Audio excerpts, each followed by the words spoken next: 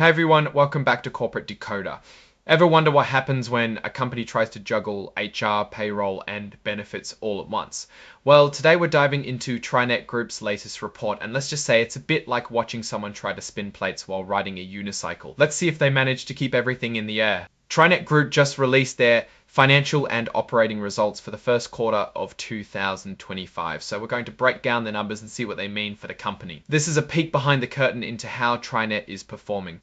First off, this report isn't filed in the official sense for liability purposes. So think of this as a quick snapshot rather than a legally binding document.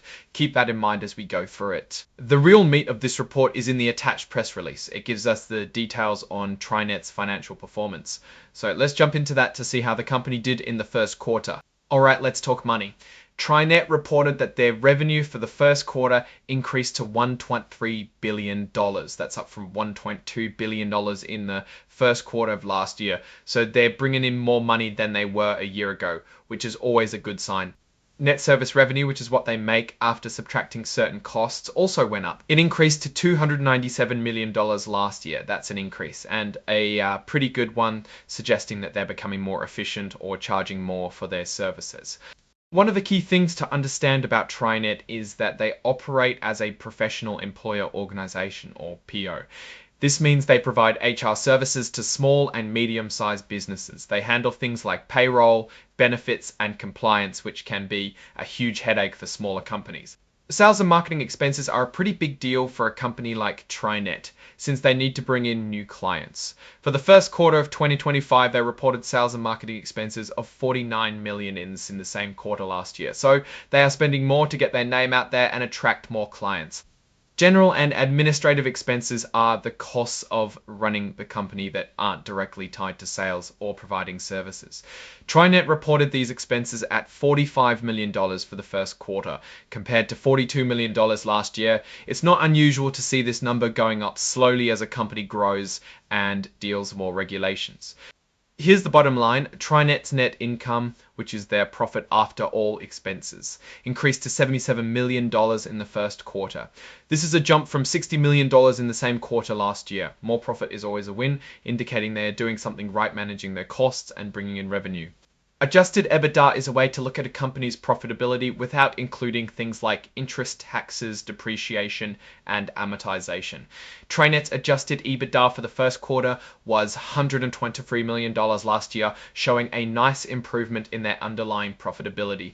One of the key metrics for TriNet is the number of worksite employees they support. These are the employees of the small and medium-sized businesses that use TriNet's services. As of the end of the first quarter, TriNet had approximately 347,000 worksite employees. This is an increase from 343,000 last year, so they are getting more clients that use them. Looking ahead, TriNet is providing guidance for the full year of 2025. They expect their revenue to be in the range of $440.75 billion to $445.75 billion to continue growing. They also anticipate their adjusted EBITDA will be between $420 million and $440 million for the full year. If they hit this target, it would be another sign of strong financial performance. As a reminder, all this information is coming from the official press release, which is included as an exhibit to this report. If you want to dive even deeper, you can check out the full press release yourself. Now let's step back and think about what these results mean for TriNet. The company is clearly growing, bringing in more revenue and increasing its profit. They are investing more in sales and marketing to attract new clients, and their core business of providing HR services to small and medium-sized businesses seems to be doing well. One thing to keep an eye on is their expenses. While their revenue is growing, their sales and marketing expenses and general and administrative expenses are also increasing. If these